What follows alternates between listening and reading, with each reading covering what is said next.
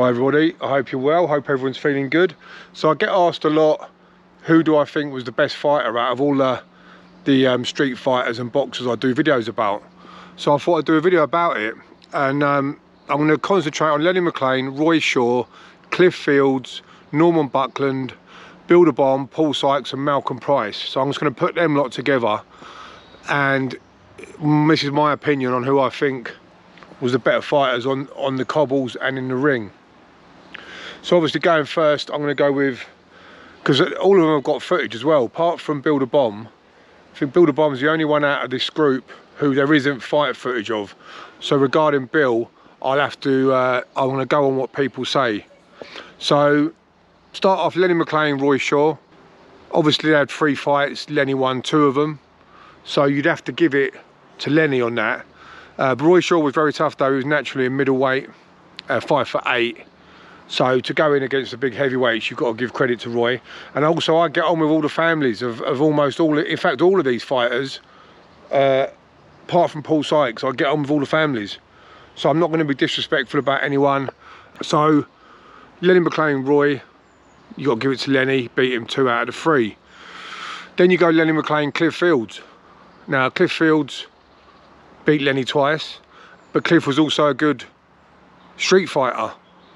So in that one, I'd probably edge towards Cliff, but I know Lenny McLean did hit Cliff on the head with a bit of wood. I've got a video about that where there's audio from Kenny Mack talking about the time that they were sparring in the gym, Lenny and Cliff, and Lenny whacked Cliff on the head with a piece of wood. But that's different to having a straightener. So I'd probably edge towards Cliff. And I know Ray Hill edges towards Cliff in that as well. Don't forget, Lenny did used to say when he was in the pubs with Cliff, because they used to go drinking together, Lenny would say, and I know this from people that have been there, he would go, "I'm the hardest man in London apart from him," and he'd point over to Cliff and laugh. So Lenny himself said that. Don't forget, Lenny got beat by Johnny Waldron, so Lenny did struggle with good boxers in boxing matches, but on the cobbles it was totally different. So that's them ones. Then you got Norman Buckland. Norman Buckland, obviously my friend, and he's a different type of animal on the street. Absolutely ferocious on the street, and he can take an amazing amount of pain. He doesn't feel pain, you know, like normal people do, and when he does feel pain, he'll just go through it, and he won't give up. Norman's had fights with gangs of men. He's had his arm broken and carried on fighting and beating the men. He's been doing door work since the age of 13 or 14, still doing it now, he's 60. So all them fights, never been beaten in a fight. He's actually said, I'm the only person to ever put him over. That was in a sparring session, which I didn't intend to do it. It was the first round he came out and I just threw a right-hander, but I was a pro boxer and Norman was in his early 40s. So it was just one of them shots that you catch someone cleanly with. Yeah, so, and we had a fight in a car once, me and Norman, when Norman was telling me off and he hit me with his rings from the back seat. I was in the front, he was in the back, and he whacked me with his rings a couple of times and he cut my eye. So I undone the seat belt, and this was going like 80 or 90 down the motorway, and I turned around and punched Norman in the face. And then we just sat back in our chairs as if nothing had happened. But that's the only time we came to blows.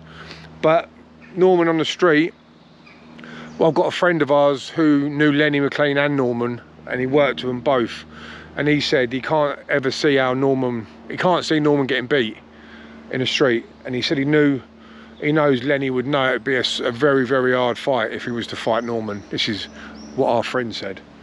Then Norman was better on the street as well. Norman was a good boxer though. Norman had good boxing experience. He was a good amateur. He won the home counties. So he had that boxing experience. Then you've got Builder Bomb. Now Builder Bomb, loads of boxing experience. Good amateur, very good pro. I think it was 16 fights, 15 wins, maybe 10 knockouts or 11 knockouts. Fighting around 13.5 stone, Builder Bomb was. So he wasn't massive, but eventually he was walking around at 15, 16 stone. But he was a very good street fighter. Known for fighting gangs of men by himself, police as well. And in terms of boxing, he would be up there as probably the best one on the list. I'd say. Although he never fought for the British title like Sykes did, he was, from what I've been told, the best on the list, and he was super quick and super brave on the street as well. And there's a story that Yami B talks about where he went to go in one of the clubs that Lenny was on the door. Lenny put his arm to stop him, and he just walked through Lenny, pushed through. And I've interviewed a couple of people that knew Lenny McLean and Bill the Bomb, and they both sort of said they would go with Bill the Bomb. That was Manny Clark and Ricky Grover, my interviews with them. They both said, Ricky Grover said Bill the Bomb was the real deal. He said he doesn't think anyone could have touched him. So then you've got, how do I think Bill would have gone against Cliff Fields? Because Cliff was known for being super tough but could cut easily, but he was bigger. So Cliff was sort of 18, 19 stone, whereas Bill would be boxing around 14 and a half stone, or he was boxing around 13 and a half stone initially. I think as he got older, he got bigger. So you're talking, say Bill was 15 stone, Cliff was 19 stone. Sometimes you have trouble with them lighter, quicker people. They're fast and they're harder to hit. So sometimes being big is a disadvantage. But Cliff could take a good shot, so that would be a hell of a fight. And as I've not seen Bill actually fight, there's no footage. It'd be hard. It's hard to call that one. So we've got Malcolm Price from Wales. I've got a good video about Malcolm. Malcolm Price, that's my most popular video, 500,000 views. Malcolm Price was actually, there's footage of Malcolm boxing, and he looked fast, aggressive, dangerous. He only had 4 pro fights. I think he won all 4, if I remember rightly. And I think he ended up going to prison, but he was a ferocious street fighter. Very, very dangerous on the street. He's only 5'10" or 5'11", powerful. He would do anything in a street fight. Very similar to Lenny and Norman. They would do anything, poke eyes, bite, headbutts, all that sort of stuff. So I've seen him box, and he can box. He would be a challenge for anybody, I think, as well. I don't think he ever got beaten in a street fight from what I've heard. This is just my opinion, by the way. So then you've got Paul Sykes. Paul Sykes, another one who could box and street fight, fought for the British title, done a lot of prison, and actually knew Bill the Bomb, and they respected each other. Yami B's told me that they respected each other. So that would be interesting because of their boxing experience, and they were both street fighters. Paul was known for fighting Old Bill and Dorman and gangs of people by himself. I think he got beat in a street fight, someone said, by Terry Mitchell, which is quite common knowledge. I don't believe anyone's invincible. No one's invincible. Someone out there, you get caught with one punch and you can get stopped. Any heavyweights fighting on the street or in the ring, one punch and then you're out there. So no one's invincible. This is just what my opinions on them all. Norman who never gives up. Malcolm Price, don't give up. You got Lenny McLean on the street. Hard. You alright? Yeah. I told you be careful. I wouldn't like to call out of them 3 because there's no footage of Bill. So let me know what you think in the comments anyway about this.